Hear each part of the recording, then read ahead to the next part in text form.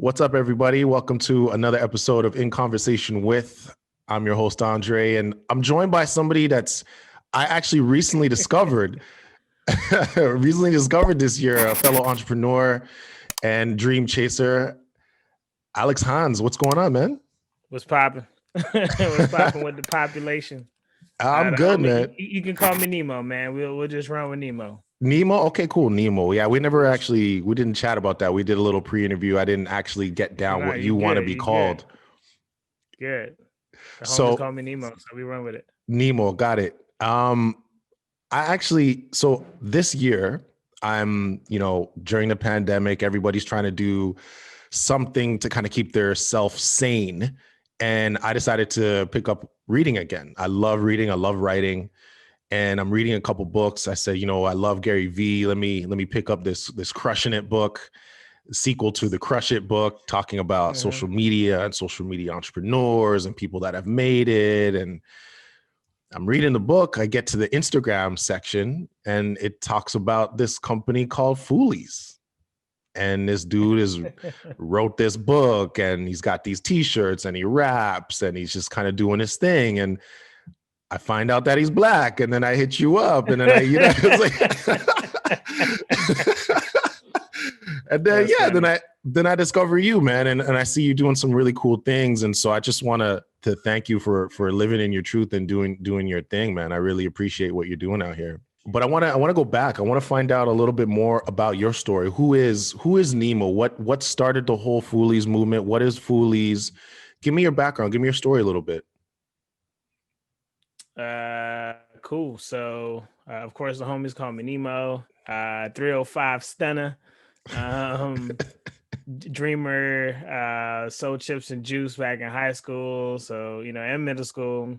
So it was just me trying to just make ends meet because, black kid growing up, kind of strapped, lost my mom at an early age. And so just was trying to figure out life, and selling chips and juice kind of was like that beginning entrepreneurial swag. And when I was younger, I actually made like a fake clothing line. I called myself, I wasn't a thug per se. Don't come at me, but I wasn't a thug. So I was like, man, what's something that's kind of dangerous, but not too crazy? And I made this brand up called the Jaywalkers. Okay. And so I was like, yeah, man, we Jaywalkers. And that was like my thing. I think that was also maybe maybe I had some like influences at some point. So I think that kind of came into play or whatever. Okay.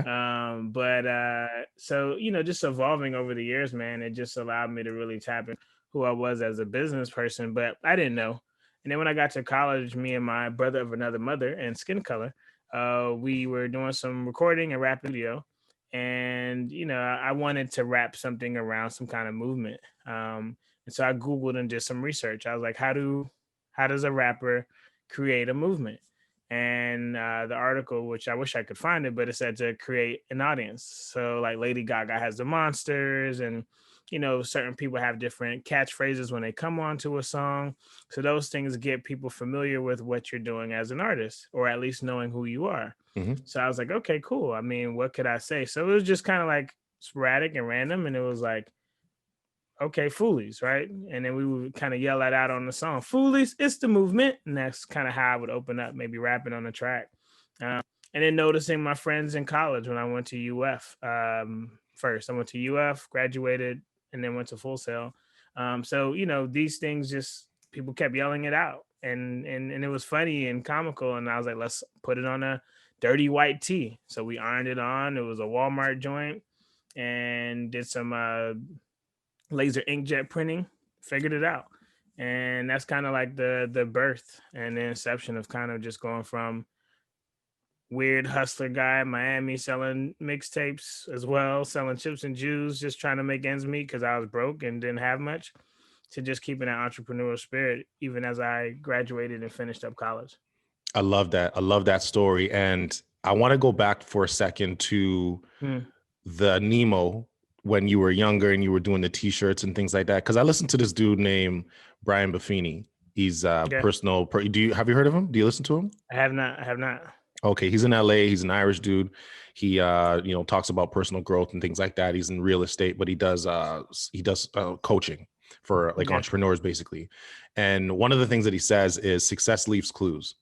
And Mhm. by that he means throughout your life you can probably pinpoint a part of your life where you were successful at a particular thing or you did something, and then you can go back to that and you can think like, hey, wait a second, this is actually who I am.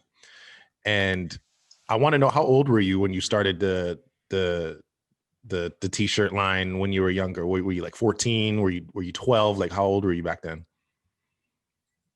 At that point, I hadn't put it on paper, right? I just like it was just me. Like I didn't put on a shirt. I put it on paper. It was just me drawing it out, and I was like, Right. "Oh, this is a clothing line." If I ever made one, so I never did anything with it. Okay. It just kind of was something that I like stumbled upon later. Once I had Foolies and I was rolling, and then I was looking through some old crates of stuff. Hmm. I was like, "Oh snap! I had this brand back in the day," and like I remember like making this joke about the Jaywalkers and all this stuff, and I was like, "Dang, that's crazy!" Like I Hmm. almost like low key manifested a clothing line, as a kid. Yeah. Just didn't think about it until years later, and I ended up starting the brand. So yeah. Yeah. What did that mean anything to you, that you had actually, like you just said, you manifested it, but did that actually mean anything to you, that you had written it down and you kind of like forgot about it and came back to it? You're like, oh, I've always known this.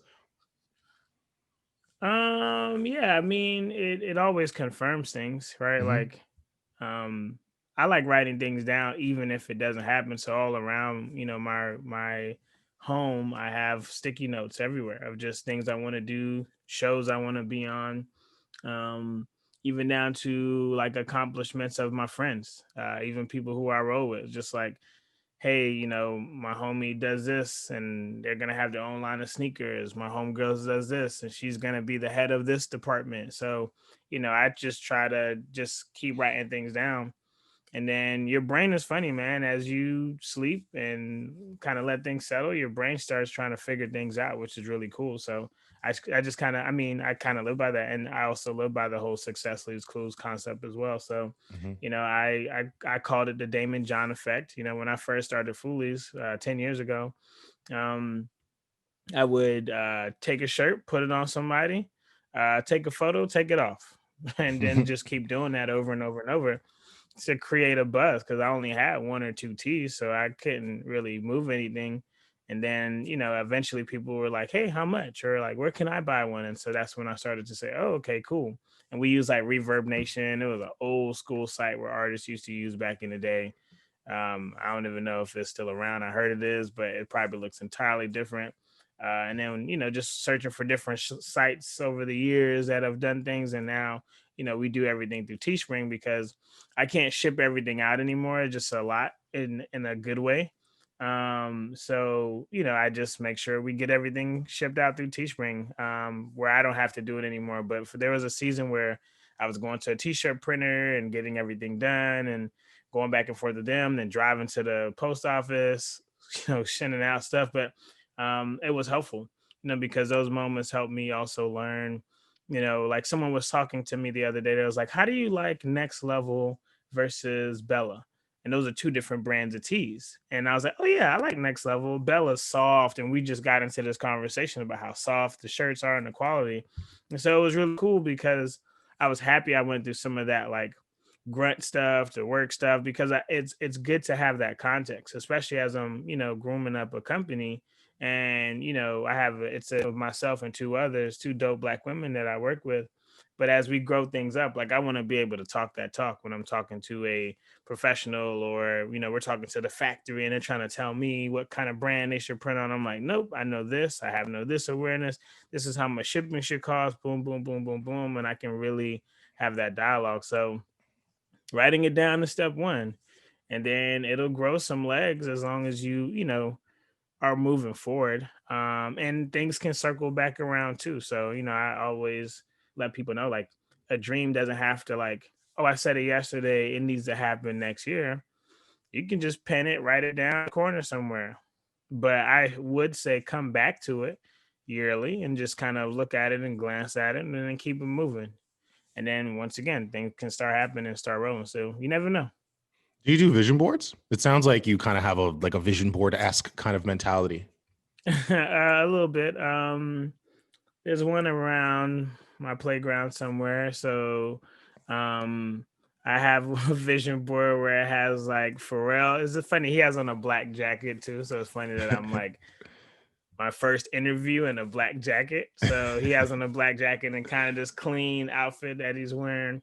Hmm. Um, I forgot a few other things on there. I think it has something about trees and growing and growth and how important that is. Hmm. And then just different leaders and people I aspire to kind of be like. So I do vision board and I do glance at it and look at it and just cool. All right, keeping that a mental note. And now I have been because Pharrell was one of those first black kids that were into fashion on a um for me at least on an artistry level, and I always thought Pharrell was so amazing at his body of work and the content he would produce. And so I was like, man, this kid has always been weird, always been outside the box. He's always been a nerd. Like if you remember Bapes and all that stuff, as a kid, um, Yep. he never really conformed to anything, and so I always just admired Pharrell and just some of his like kind of swags that just didn't fit in, but he made it work for him. And so I take that as a testament to my own life as well. Skateboard P. He birthed what is it? The whole odd future, right? All of the Tyler the Creator, Mm-hmm. Frank Ocean, those guys, they looked up to him, and then they said, "Yo, if he could just do his own thing, why don't we do our own thing? We're different, we're crazy, we're just doing our own Right. thing." Are you Right. from the train of thought that the people you look up to are people that you see yourselves in? Elaborate. So, right. So the way that I look at the people that you look up to, Mm, the things that you like in them are usually things that you see in yourselves. That's why you like it, because gotcha. you possess it on some level. Do you Hmm. agree with that? Yeah. Okay. Yeah. So the reason I'm asking that is you like Skateboard P, you like Pharrell. That's the person that you Hmm. brought up. What is it in him that you see that you also possess?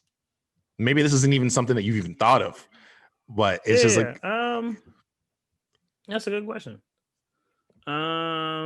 Maybe the weirdness.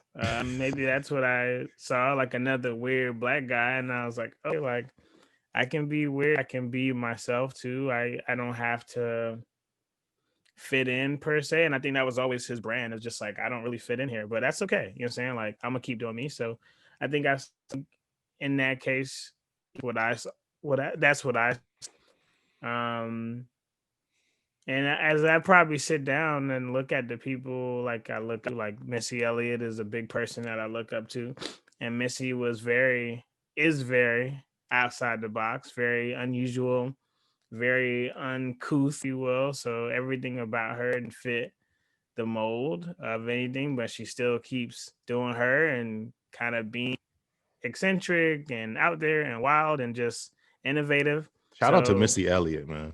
yeah, that's my legitimately my favorite. I don't want to say female, but just MC. One of my favorite MCs of the top 10. She would be definitely in there. She's incredible. She owned the 2000s, just with her Yeah. own, even the 90s, like her and the Timberland joints, and Tim and Hmm. Magoo and Missy Oh yeah, Elliott, that whole camp, that that whole whole camp. camp, man. Aaliyah, RP Aaliyah, that whole camp, all the way into the Yeah, 2000s. Now she's putting out artists, putting out Jasmine Sullivan.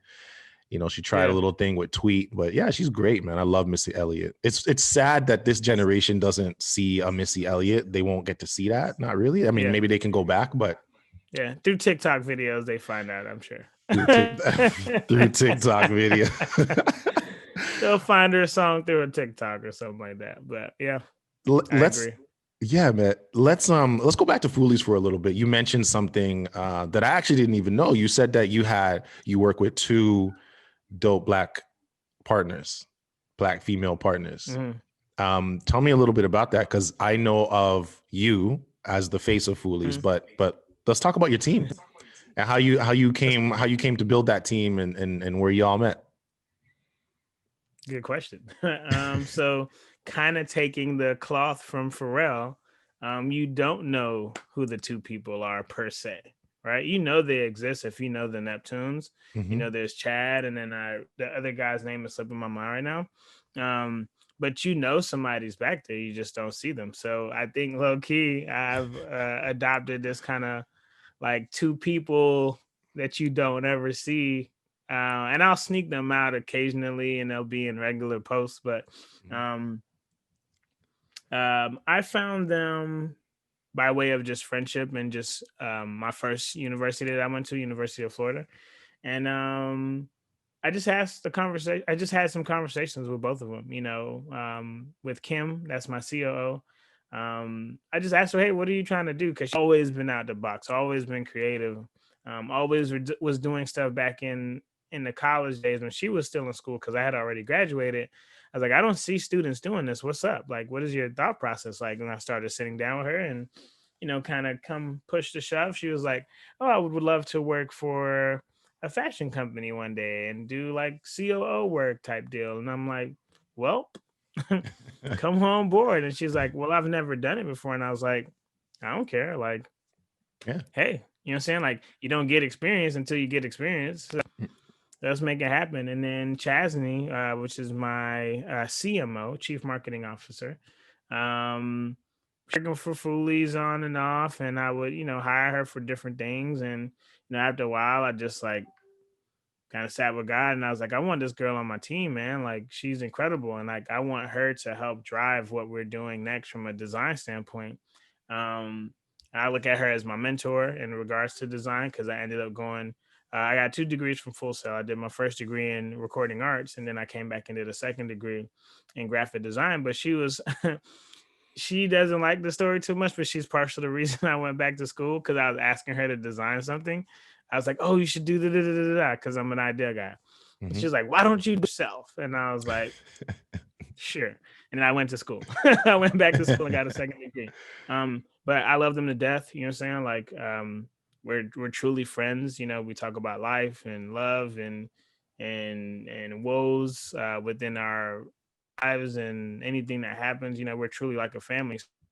Um, their insight really helped me to make sure that as a man, I don't say stupid things or do stupid things or put out stupid shirts or, do anything that might be a little bit off putting and missing the mark of the message that I should be getting to my audience. So, anybody that's like starting up a company or whatever the case may be, I tell them to look in the obviously, it's a little different if you're like a white, right? Because if you're looking in your circle, then you're putting up this very white-owned company. But for if you're not inside the Black community, look outside your circle. But if you're in it, there's people around you who's been there from day one and been around and been helping and been commenting and all this stuff. So your teammates could literally be right there. And the people who say like, "Hey, I'd love to help you," right? People who say, "If you need anything, let me know." But most times I think we just don't know what to ask for help wise, and so we don't know to say, "Hey, you know what, I need a CTO, right? I need a chief technology officer. I need a someone who can handle marketing, branding. I need somebody who can focus on distribution." So after I make a post, how does it go to my how do I let my followers know on Instagram, Facebook? How do I make sure that email goes out? How does that hit Insta story? So sometimes just asking people, around you is kind of the easiest way to develop your team. Yeah, I mean, if you want to, look outside the box, obviously we got all these platforms now. You got the Clubhouse that I told you about, and then you got, your Twitter, your Facebook. So, start looking up people by hashtags, right? Type in CTO, type in CMO, and then tweet them or message them or up or DM them and say, "Hey, what does that position entail? Because I'm looking to bring someone in, company wise for me. What should I be looking for? Who should I be looking for? What skill set should I be looking for?" And you'd be people would probably, give you that information without even hesitating. Right. Absolutely right. And I've experienced that as well. Like on my end, my thing was like, I look up to Issa Rae. I have a vision board. It's right in front of me here. Issa Nice. Rae is like Issa Rae, Jay-Z, Kanye. Those are my people, Nice. people that have just like created Nice. things independently and just like done their thing. And I'm really interested in, like, that was a great story. Thanks for breaking that down for me. And shout out to your partners. I'm interested in who you were before all of this, how you got to this point, because it's great to talk about, starting up and finding a CTO and finding a CCO and these type of things. But I'm interested in, how do you have the confidence to convince somebody to work with you? Because a lot of people have ideas and things like that, but they don't really believe in themselves enough to say, hey, can you work with me? I think that's one of the biggest problems. But how did you discover that? How did you discover your passion? And how did you get to a point in your life where you could say, I believe in myself enough where I am at the point where I can actually bring people in to work with me, and I know that this is something that's going to work? Well, I didn't know it was gonna work or not.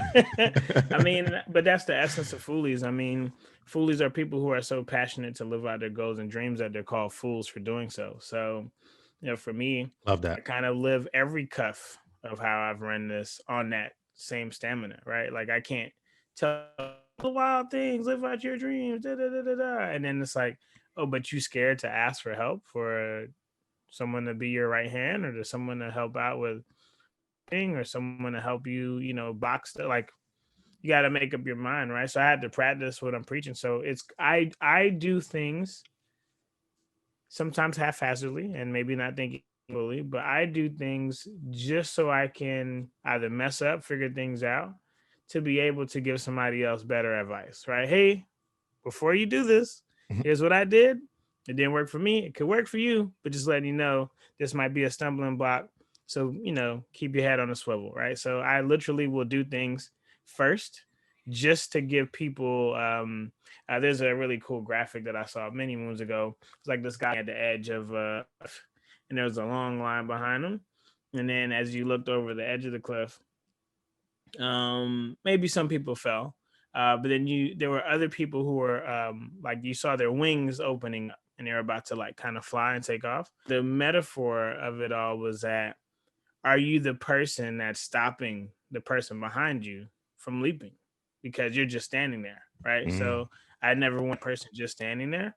So I leap, right? And so I've hit the ground like a little rag doll, but then on other occasions, I've soared, and on other occasions I've flown and just tired and I had to come back down and rest the wings a bit, so understanding that allowed me to then apply that into reaching out to people, asking questions, DMing strangers, and then artists. I mean, of course, we talked about rapping beforehand, but I started off in nightclubs battling random cats, and I was a kid, like 14, 15, battling grown men who could probably end my life. But just the confidence of like, man, I don't see you. Like, what's good? And my, brother-in-law, who's really another big inspiration behind, he's like a father figure. He's all kinds of stuff for me. I didn't grow up with one.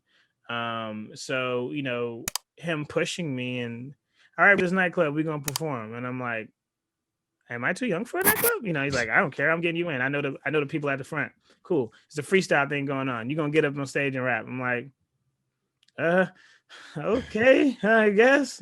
So it was all those moments, right? So I'm taking all those moments of freestyling. There was a there's this thing in Miami called what was it called? It was like this hotline on the radio station, and they would have people call in and rap maybe Yeah. once a week or twice a week or whatever, and you would try to like go at different competitors and all kinds of stuff.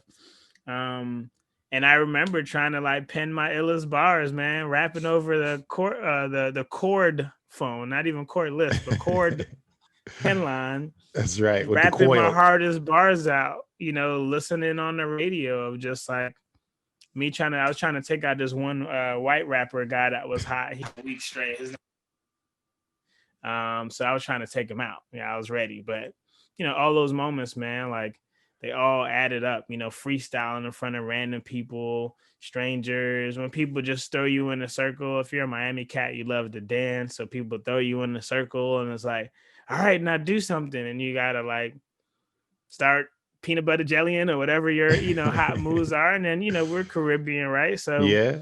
you get Yeah. pushed in, man. You gotta Yeah. start Hey, hey, swaying. hey, I got a two-step. I got a little mean two-step. Right, right. So I think all those moments, being in a fraternity, stepping in front of people, like there was all these small things that Mhm. now equal to like, oh, that's why he's, so bold. So I never will parade around and be like, this just was how I was raised. Like event after event after event, poetry nights and hosting shows and hosting events on campus and running organizations, student clubs, like all those little things. Like I know people are like college, loan debt, whatever, but like that's where I became a leader, Hmm. just through all those little things. Because the freestyling as a kid helped me to step up and run student organizations when I got, my college campuses, right? It helped me lead, it helped me give ideas, it helped me look at things differently Hmm. because of all those life experiences. So if you got some life experiences, that's all the confidence you really need to get in the room and make some strides. Exactly. And you said something earlier too, which I think is really profound, is that with that analogy, which I wish I could find that graphic, that meme jumping off the cliff Definitely, definitely. and your wings, but you got to jump. You got to jump, and you're only going to get experiences if you jump. And it sounds like you've jumped a few times, and that's how you've developed the boldness and the confidence to be able to start Foolies and run with it and get people on your team and just convince other people to buy from you, because no one is going to buy from you if you're not going to buy from you, right? So That's fact. you need to become that person first. If there's somebody that's listening to this and they want to do something, they want to figure out what their passion is, and they want to start a business, they want to do t-shirts, they want to start up their own Foolies, what are some lessons that you think you can pass over to them, pass through to them, that they can maybe help them along in their process, some things that you might help them avoid, and just where you've tripped up? Do not start your own business. And I say that because I know it's very enticing to want to like run your own company and be the CEO. And you get a lot of narratives about like, aren't you tired of working under someone else's arm and being controlled and all these like weird things? Like, you just don't have a good job. Like, that's it. Like, it's not this like epic thing of like, you need to do it yourself and no one's gonna. No, you're just not working for the company. And that's literally all it is. Like, a bad company will make someone think, I can't take this. This can't be what it is. Like, you're right. You shouldn't be taking that. You should be to, potentially create an exit plan and starting to apply to other jobs and talking to friends and all that stuff. Like, that should be your encouragement to maybe go back to school or maybe get a certification. Because some of the things that some of the I don't. So this is kind of uncanny advice, right? Okay. So, and we're just talking about school. We're not talking about rich people with inheritances who started businesses and Of never went to course. school. Like, we're not talking about those people, right? Yeah. We're talking kid from the hood where the only place I could get knowledge was from school. And yes, I had to take out grants and loan. I get it, right? That's not necessarily the greatest thing to do, but it's what I had to do. And so me going to school, me working in part-time jobs and just different companies, it showed me what I didn't want to do, or it showed me what I needed to do. And then it showed me how to meet people. It showed me how to understand people's differences. I wouldn't suggest, saying to people to even like go to business. Then I would say if you do a company you at least like, you don't have to love it, but if you like it, sit down and really start studying how your company got so successful, right? Like, look at all of this company, right? So if you're working for whether it's McDonald's or you're working at I don't know, a clothing store like Foot Locker, like think about like, okay, well, one, do you know the name of it? Oh, you don't? We'll find out, right? Like, hey manager, we'd love to talk to you about how you got to be a manager of the store. What are some tips or tricks that I could be using to maybe get to a managerial standpoint one day? Cool. Hey, do you know the regional manager of the store? Perhaps could you maybe put us together in an intro? I know they come through the store once a month or once every couple months. Like, could you put us in contact? Cool. Now you know the regional manager. Start looking at the company's fonts, the color choices, Hmm. what did banners and flyers and artwork look like for the company in the 80s and the 90s and the 2000s? Look how the company has evolved. And then literally be making yourself a notebook of how people are finding, like, so if you're working for, how'd you find the store? What made you choose this store? Why are you buying Nikes? Like, what made you fall in love with that brand? Because literally every single day you can be researching what customers' intentions are, what their Hmm. passions are, why, what history, right? I'm sure I've never been asked in a Foot Locker, Foot Action, Champs, wherever, why do you like those shoes? Hey, what size you want? Okay, cool. You want an 11? All right, cool. I'm gonna be right back. I'm gonna get you a size 11. All right, cool. Here you go. These works? Cool. Let's go to the register. I've never been asked why those shoes. And then you might find out my dad used to wear these kicks. And then Mm-hmm. you start getting some life lessons and some gems from people just from walking in. If somebody walks in with their husband and wife, hey, how long have you guys been married? 20 years. What's inspiring you to stay that long with him or her? Love and passion. Like, and this is what I would do at companies that I worked for when I was selling phones at AT&T, when I was working in a car wash when I was younger. Like, all these things, always asking questions, figure out how this company runs, how it makes sense. How did it get to $1 million or $1 billion company? Like, find out all those resources, tips, tricks, and tools, because you can do that. Then now you can create your $1 million company. Right now, when you leave, you don't leave like, I'm done. You leave knowing the CEO, right? And the CEO has given you his blessing, saying, hey, if you need anything, make sure you hit me up, Dre. Make sure you holler at me, right? Because these cats who are these white boys who are pivoting and starting their own companies and getting all this funding, you start looking through their crates.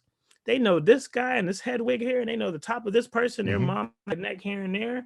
And you missed all of that because you got so caught up in, I'm not working for the man. How am I doing this? All of that is silly narrative. Like I said, if you like you're not leaving. That's it. If you were making more money, you wouldn't leave. Like, True. that's it. True. Start finding companies that actually drive some of your passions. Like, stop staying in places where you don't want to be. That's companies, that's relationships, that's friends around you. Like, starting those things go. So, again, a very uncanny advice. And then if you're looking to start, like your own clothing company and brand and all that stuff, like, become an expert, right? So don't just like want to be a t-shirt guy or girl. Don't just want to be a hair extension guy or girl. Learn everything about hair care. Where are people buying hair? What are they doing with the hair extensions? Industries need extensions, right? Because you might be thinking, let me sell hair extensions to my homegirls. No, you might be needing to sell hair extensions to Marvel, because Marvel is always looking for new hair extensions because they got mutants and characters and all these random people. So every single day, start thinking to yourself, I'm not in the hair care business to sell extensions to my homegirls who want some ponytails.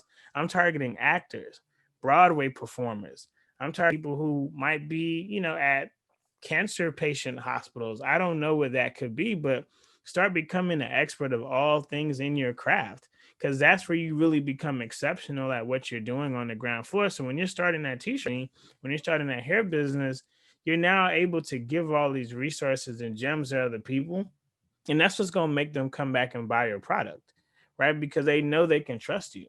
They know Mm-hmm. they can believe in what, because you've already helped, already served them, right? That's kind of the essence of crushing it and crush it and some of Gary Vee's model.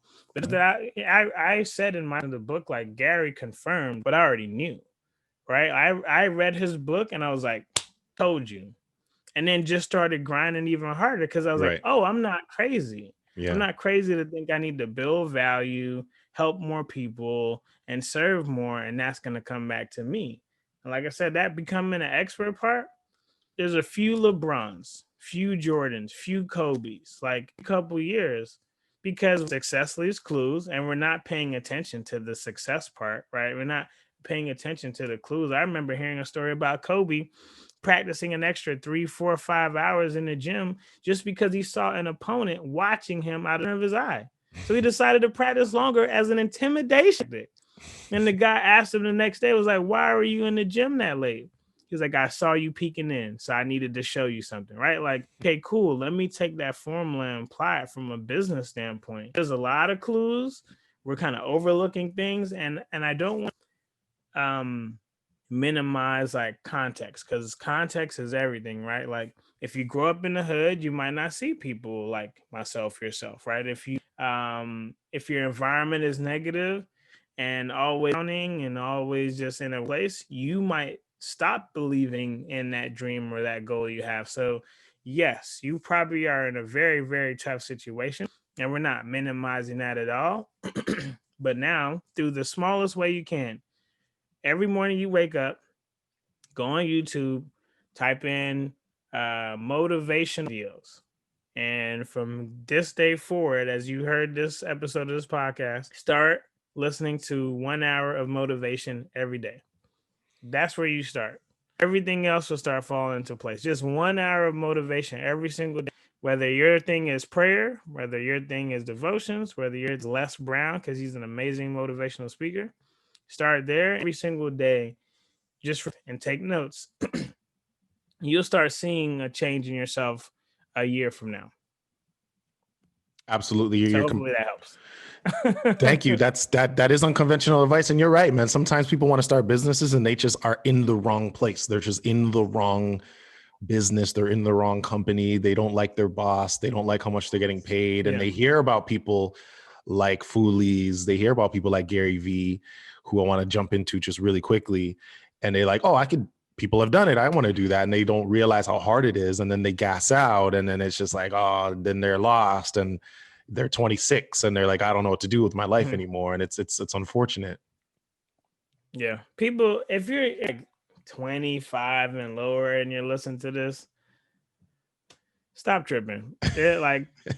People are 50, just hit mark. And I'm sorry.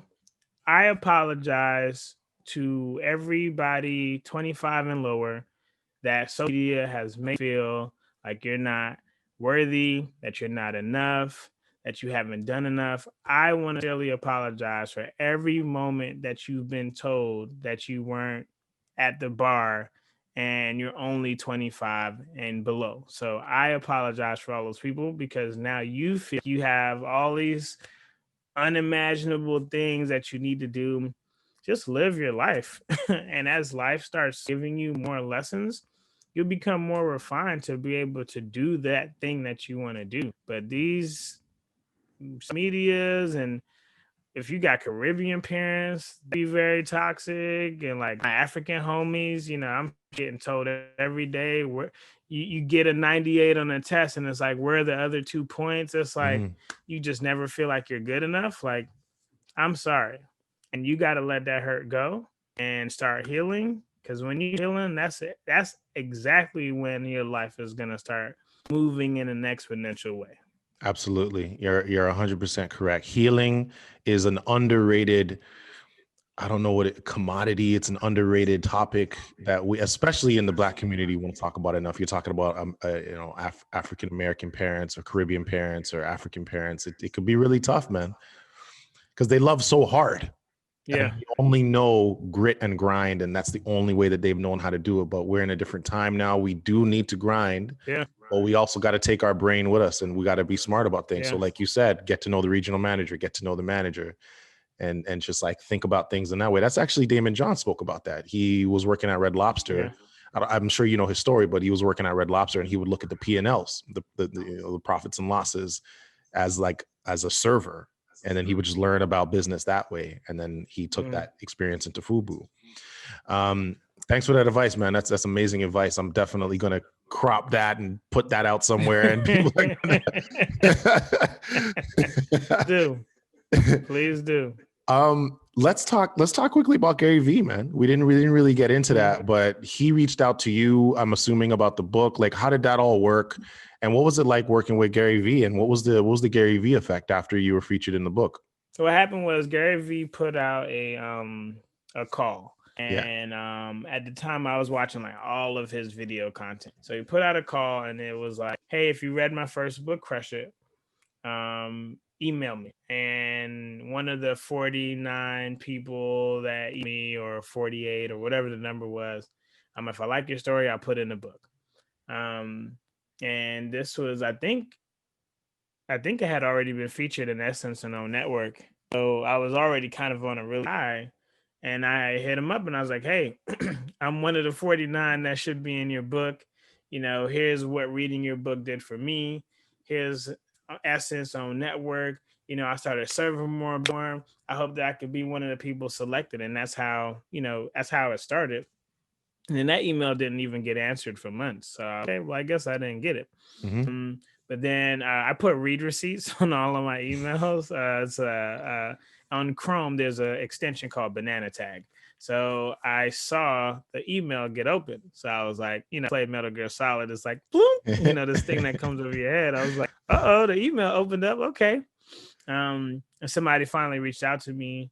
I was like, hey, we like your story. We do feature you possibly in a book and blah, blah, blah. Cool. They said, then we set my dates. So I said, hey, got a couple dates on the table. How does June 28th sound? That's perfect.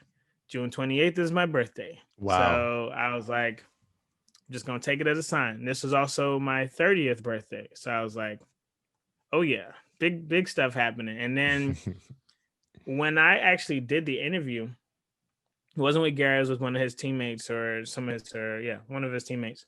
And I was in New Orleans hoping to meet the people from Essence because they have this fest every year. So I was hoping to meet the people from Essence. Like, they didn't know I was coming. I wanted to like try to thank them for featuring me on their website and on their show, this Black Women in Hollywood show that yearly. And I was doing the interview in a hostel. Like, that's where I was about to stay because I literally had my friends on my birthday. I always ask for $1. So literally the funds from my friends were funding the trip to me to go to New Orleans, or at least to be in there. My best friend, he had funded me the ticket there. And when I was there, I had hopped out of an Uber. I had another lady about to crush it because she said her son was like an entrepreneur. So I was like, hey, he should read this book, go into this hostel. And I didn't know if I was going to be there for the night. I ended up not having to stay there, thank God. Not that anything's wrong, but I just have bad vibes from hostels because of the movie. So Oh man, I hate that people bring that movie up. I know. But I was gonna stay there if I had to. I'm sure it would be bad, but yeah. that's That's so. I'm having an interview and I'm pouring out, like, they're asking me about my life and my story, and I'm, rapper mode comes on. I'm like spitting, like, yeah, and this happened and this, and then yeah, and I think about life and just everything. I'm like, I'm literally in New Orleans right now as I'm talking to you. It's my birth. Like, I went in, and then it was like, all right, cool. We'll talk to you soon. And I was like, all right. So I, went about my and kind of interacted with the people I needed to at Essence Fest and all that stuff. And later, this guy tags me on social. Yo, this is a really cool story. In my head, I'm like, what is he talking about? And then it was a page from Gary Vee's book. And so what Gary had did, I guess he sent it to influencers maybe a couple months before it came out, maybe 3 or 4 months before the book actually dropped. That's when I knew I was actually in it. Because look, I've been interviewed for TV shows, didn't go live. I've been told that, hey, we're gonna try to get you in this room and this and CNN and this and this company is gonna, and nothing happened. So I was like, well, all right, cool. We'll keep in touch. I'm like, dang, So when that guy tagged me, I was like, oh man, I made it. And the impact has been fun. People still are reading this book. Like, this book came out 2018. People are still picking up the book today. So I'm still getting tagged in messages. And sometimes I look up hashtags on Twitter to see who's reading the book. And I'll kind of tweet them and be like, hey, when you get to page 50, let me know what you think, or just like, not even let me know what you think, but let me know if you got questions, right? Like, I don't mind helping out. I don't think anybody in the book probably still does that. They probably have moved on. I don't want to judge any book per se. But I still get people who are like, hey, I discovered you from Crushing It. I discovered you from it. Hey, I learned about your brand through Crushing It. And then kind of like yourself, man, like a lot of dope Black people like, yo, I kind of pictured you were a brother. So just wanted to sub, and that's been cool too, because I don't know any Black people are not in the book.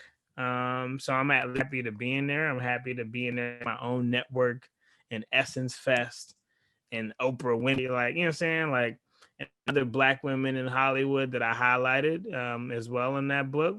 I'm hoping that for the first time, people those names and went to Googling and researching and got blown away. So, the effect as far as for me is great, but I'm just hoping that the people's names I mentioned and the actresses that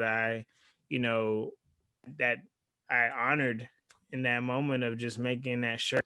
Lovey Ajayi, who retweeted my original graphic, and that's how even things even took off in the first place. Like, I just hope that they keep making even more millions than they've already made, man, and just keep doing whatever they're doing. So that's what I hope that book has it forever internalized and on the pages forever, is just those Black women wanted to honor.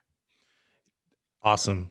That's awesome story, man. I guess you would have had to have done some sort of submission or something, and then he would have looked at your story and found out. That's too bad that he didn't actually tell you that you were in it until you didn't find out until people actually reached out to you. But it's all good. It He's is a what it busy is. guy, so yeah, I imagine that like to do that with all 49 people and all of that, like, and tough. And maybe his team told me good, and I just didn't. I don't know. Like, Yeah, it's cool. Yeah, man. sure. I wasn't gonna believe it until I physically saw it myself. Right. Because And things happen. Things happen all the time. You can't like expect. Like I said, I've been interviewed for TV, and it's like, yeah, this will get released, and then it's like, yeah, we had to nix the show.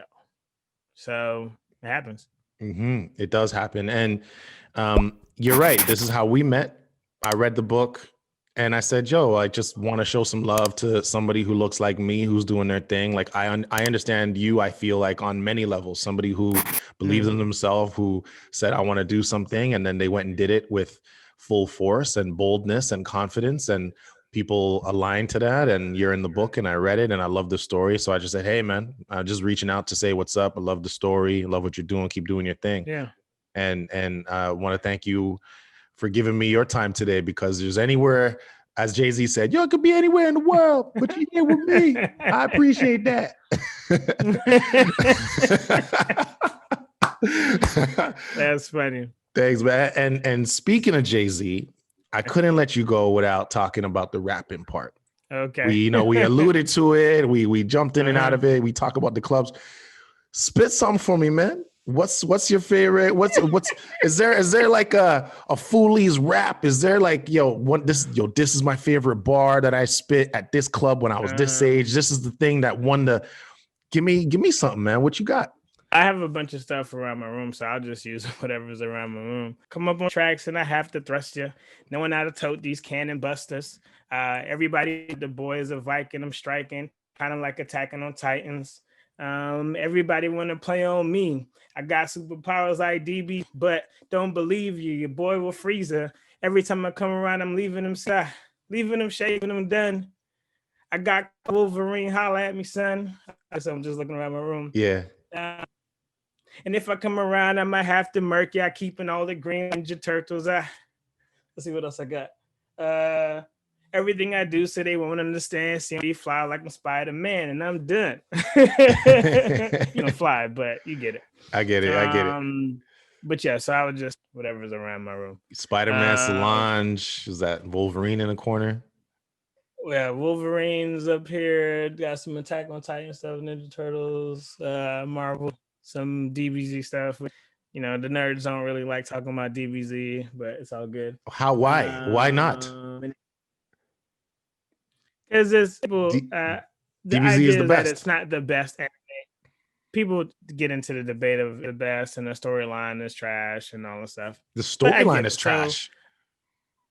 Hey man, not my words. This is other. Who are these people? Who are these people that say that DBZ storyline? They've watched the Hunter x Hunters and the shows, and they've seen Naruto, and they've consumed so much anime that there are better anime than DBZ, right? Of course, yeah, sure, of course, yeah. So I think now, I guess the people who do fan over it, they're just belligerent. Like the fans are just so belligerent that they just like, it's almost like a toxic aid to discuss. So they just like, DBZ, I don't want to talk about it. So, and then it's nostalgia. Like you like what you like during the era, right? And exactly. That's really all you're battling, right? If I can't tell a kid how great watching Dragon Ball was in comparison to what you grew up on, which is Naruto, which the next generation is growing up on, My Hero Academia. You know what I'm saying? So like, it is what it is. It's like what you grew up watching during your formative years is what you're going to end up loving for the rest of your life, right? So what were you doing when you were between 10 to 18? That's probably the thing that you're going to remember for the rest of your life, right? You like Will Smith and Fresh Prince, other people don't. You know what I'm saying? Like, oh, this show is not that good. And I'm like, what? Like, that show was everything. So it was everything. Everybody wanted to be Will. Everybody wanted to have an Uncle Phil. Everybody wanted to have an Aunt Viv and, live in Philadelphia and be funny and, all of that stuff. Nemo, I want to thank you for your time, brother. This was great. Man, you dropped some gems on us today. I really, really appreciate your aura and your vibe and your energy that you brought today. Big things coming, man. All God. All God, man. all God, brother. All God, man. Thank you again. And look, I want to support you as much as possible. I want the people listening to this as much as possible. Let us know how we can help you. If it's a follow, if it's a purchase. I know you got a book. Let us know how we can help the Foolies and the Foolies movement. Thefoolies.com, THEFOOLIES.com.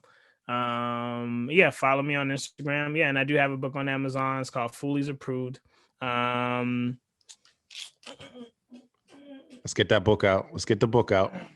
You know what I'm saying? Hey. How to change a foolish dream and zero in your pocket. So, that's on Amazon. And so get those, success leaders clues. And I put a whole bunch of clues in that book just for homies who can't buy that $9,000 course, right? You can get you a nice little book for about $10, and you could even message me and holler at me, So make sure you read the book though, and don't just be like, I'm gonna holler at you, and then things that I already explained. And that's a partial why I did write the book too, because I wanted to make sure that when people like got me at the Gary Vee story, like you don't need to happen beforehand for me to get here.